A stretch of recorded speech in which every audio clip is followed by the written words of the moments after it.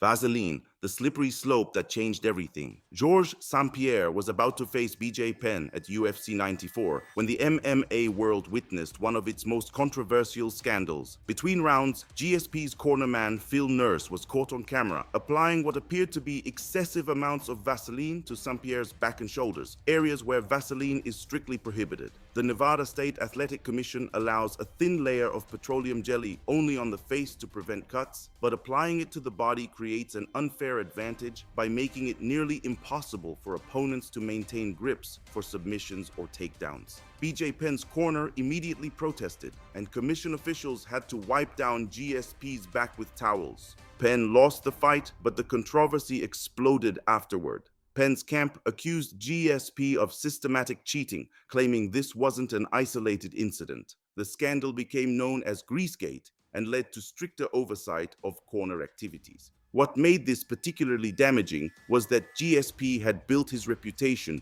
on being the ultimate sportsman, technical, respectful, and clean. The Vaseline controversy tainted that image and showed how even legal substances could be weaponized when applied incorrectly. The UFC responded by implementing new rules requiring commission officials to inspect fighters between rounds and limiting the amount of Vaseline that could be applied. But if you think a little extra grease caused drama, wait until you hear about the fighter who tried to bring an actual weapon into the octagon. Cups and protective gear, when protection becomes a weapon. Most fans assume protective cups are mandatory in MMA, but the rules are more complex than you'd think. While groin protection is required for male fighters, the type and size of cups are strictly regulated after several incidents where fighters tried to gain unfair advantages. The most documented case involved Antonio Bigfoot Silva, who was caught wearing an oversized cup that extended far beyond normal protective boundaries during a pre-fight inspection at UFC 160. The cup was so large it essentially created body armor covering his entire midsection, making it nearly impossible for opponents to land effective body shots or secure certain submission holds. Silva claimed it was for medical reasons due to previous groin injuries, but officials determined it provided an unfair advantage and forced him to switch to regulation equipment. Another real incident occurred with heavyweight Shane Carwin, whose cup actually cracked during his fight with Frank Mir at UFC 111. The broken plastic created sharp edges that cut both fighters during grappling exchanges. The referee had to pause the fight multiple times to check for injuries and remove plastic fragments from the canvas. Illegal substances, the Jon Jones picogram saga. Jon Jones's relationship with banned substances reads like a pharmaceutical textbook of what not to do. His first major violation came in 2015 when he tested positive for cocaine metabolites, but that was just the beginning. The real controversy started with his positive tests for turinabol, an anabolic steroid that East German Olympic athletes used in the 1970s. What made Jones's case unprecedented was the pulsing effect. Tiny amounts of the steroid metabolites kept appearing in his system years after the initial positive test. USADA claimed these were residual picograms from the original ingestion, amounts so small they wouldn't provide any performance benefit, but the timing was suspicious. Jones tested positive just days before UFC 232, forcing the entire event to be moved from Las Vegas to Los Angeles because the Nevada Commission wouldn't license him. The UFC and USADA's explanation that these were harmless residual amounts satisfied some experts, but outraged others who pointed out that no other athlete had ever been given such leeway for repeated positive tests. The controversy reached its peak when Jones tested positive again before UFC 235, this time for a different banned substance. The pattern of positive tests, followed by explanations and reduced suspensions, created a perception that Jones was receiving special treatment because of his star power. His case fundamentally changed how USADA handles residual positive tests and raised questions about the consistency of anti-doping enforcement in MMA. Weapons and foreign objects, the craziest attempts. While modern MMA has strict rules about weapons, the early days of mixed martial arts were essentially lawless, leading to some of the most bizarre weapon-related incidents in combat sports history. At UFC 4 in 1994, Keith Hackney faced Joe Son in a fight that became legendary for all the wrong reasons. Hackney, a karate expert, wore traditional karate gloves, thin, fingerless gloves that were legal at the time but provided virtually no padding. When Son took Hackney down and tried to control him, Hackney began throwing punches to Son's groin with surgical precision. The strikes were so effective and brutal that Son was left writhing in pain, unable to continue. The incident led to immediate rule changes banning strikes to the groin and requiring more substantial hand protection. In another documented case from early UFC events, Tank Abbott was known for wearing steel-toed boots during his walkouts and had to be reminded by officials to change into regulation footwear before entering the octagon. Abbott would often forget to change his boots until the last possible moment, leading to delays and psychological warfare with his opponents. The most outrageous weapon attempt occurred in a Japanese pancrase event in 1995, where a fighter tried to enter the ring wearing what appeared to be normal hand wraps, but were actually reinforced with thin metal strips. The deception was discovered during the pre-fight inspection when officials noticed the unusual weight and stiffness of the wraps. The fighter was immediately disqualified and banned from the promotion. Clothing and uniform violations, the Reebok Rebellion. When the UFC signed its exclusive deal with Reebok in 2015, it created a uniform policy that banned fighters from wearing gear from any other sponsor during fights. This seemingly simple rule led to numerous violations and creative attempts to circumvent the restrictions. The most famous violation occurred when Donald "Cowboy" Cerrone wore non-Reebok shorts during his walkout at UFC 202, quickly changing before entering the octagon. Cerrone was fined $10,000 for the violation, but he claimed it was worth it to support his longtime sponsors. Another documented case involved Conor McGregor, who wore custom Reebok gear that featured unauthorized modifications and personal branding that violated the uniform policy. McGregor's star power allowed him to get away with minor violations that other fighters would have been heavily fined for. The most creative uniform violation came from lightweight fighter Al Iaquinta, who had his sponsor's logo tattooed on his body in a location that would be visible during fights. And what about hitting the like button with everything you've got? Unless you like Aikido. Performance-enhancing drugs, the TRT epidemic, testosterone replacement therapy became MMA's most controversial legal loophole before it was finally banned in 2014. Fighters like Chael Sonnen, Dan Henderson, and Vitor Belfort were granted therapeutic use exemptions that allowed them to inject synthetic testosterone while claiming they had naturally low testosterone levels. The system was ripe for abuse, and several fighters exploited it to gain massive competitive advantages. Vitor Belfort's transformation under TRT was the most dramatic example. In his 30s, Belfort had looked like a fading veteran, losing fights and appearing sluggish. But after starting TRT, he suddenly looked like a different fighter, more muscular, faster, and more explosive than he had been in years. His knockout of Luke Rockhold in 2013 was so violent and unexpected that it raised immediate questions about the role of TRT in his performance. The most outrageous TRT case involved Chael Sonnen, who was caught with testosterone levels nearly 17 times higher than normal before his first fight with Anderson Silva at UFC 117. Sonnen claimed he forgot to disclose his TRT use, but the levels were so extreme that they suggested systematic abuse rather than legitimate medical treatment. Dan Henderson also used TRT throughout the later years of his career, and his knockout power remained devastating well into his 40s, leading many to question whether his late career success was natural or chemically enhanced. The breaking point came when several fighters admitted they were seeking TRT exemptions not because they needed testosterone, but because it was legal and provided a competitive advantage. The Nevada State Athletic Commission finally banned TRT in 2014, but not before it had fundamentally altered the careers of numerous fighters and called into question the legitimacy of several high-profile victories. Illegal techniques, the most dangerous moves ever attempted. While most banned techniques in MMA are obvious, eye pokes, groin strikes, biting. Some fighters have attempted moves so dangerous that they created new rules on the spot. The most infamous incident occurred during Matt Hughes versus Frank Trigg at UFC 52, where Hughes lifted Trigg high above his head and slammed him down with such force that it could have been considered a pile driver type move.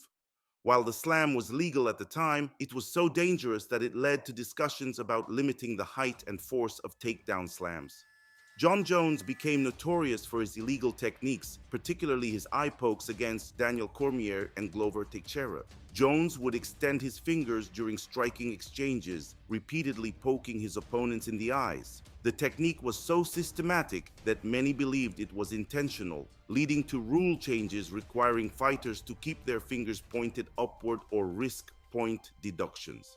The most creative illegal technique attempt happened during Gerard Gordeau versus Taylor Tully at UFC 1, where Gordeau threw a kick that knocked out several of Tully's teeth. While kicks were legal, Gordeau continued to stomp on Tully after he was clearly unconscious, leading to immediate rule changes about attacking defenseless opponents. Perhaps the most dangerous banned technique ever attempted was the 12-6 elbow, which Jon Jones used to destroy Matt Hamill at UFC 143. The technique involves bringing the elbow straight down like an axe, and it's banned because it can cause severe damage to the skull and spine. Jones was actually disqualified for using this technique, the only loss on his official record. Illegal coaching and corner violations. The most outrageous incidents. Corner violations in MMA can range from minor infractions to outright cheating that changes fight outcomes. The most shocking documented corner violation occurred during BJ Penn versus Matt Hughes at UFC 63, where Penn's corner was caught giving him a water bottle that contained more than just water. Commission officials discovered that the bottle contained electrolytes and other substances that weren't disclosed to officials, giving Penn an unfair advantage in rehydration between rounds. Another major corner violation involved Yoel Romero's corner during his fight with Tim Kennedy at UFC 178. Romero's corner kept him on his stool for an extra 28 seconds between rounds, giving him additional recovery time while Kennedy waited in the center of the octagon. The extra time allowed Romero to recover from the damage he had taken and ultimately led to him knocking out Kennedy in the next round. The incident led to stricter enforcement of round break timing and corner responsibilities. The most creative corner violation involved Nick Diaz's corner during his fight with Paul Daly at Strikeforce. Diaz's corner developed an elaborate system of hand signals that looked like normal cornerman gestures, but were actually providing real-time tactical advice. The system was so sophisticated that it went undetected until video analysis revealed the patterns. The corner would signal specific techniques and combinations using coded gestures, essentially coaching Diaz through every moment of the fight. When officials discovered the system, they implemented new rules limiting the types of communication allowed between corners and fighters during active rounds.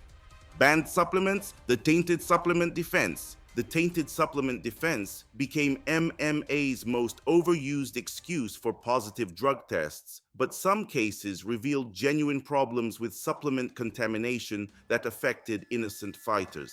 The most documented case involved Tim Means, who tested positive for Ostarine before UFC on Fox 19. Means claimed he had unknowingly consumed a tainted supplement, and USADA's investigation confirmed that his supplement contained undisclosed Ostarine due to cross-contamination during manufacturing. Means received a reduced suspension after proving his innocence. Yoel Romero faced a similar situation when he tested positive for ibutamoren before UFC 194. Romero's supplement was tested and found to contain the banned substance despite it not being listed on the label. USADA determined that Romero had not intentionally consumed the banned substance, and he received no suspension. However, the most suspicious tainted supplement case involved Lyoto Machida, who tested positive for 7-keto-DHEA, a substance found in over-the-counter supplements.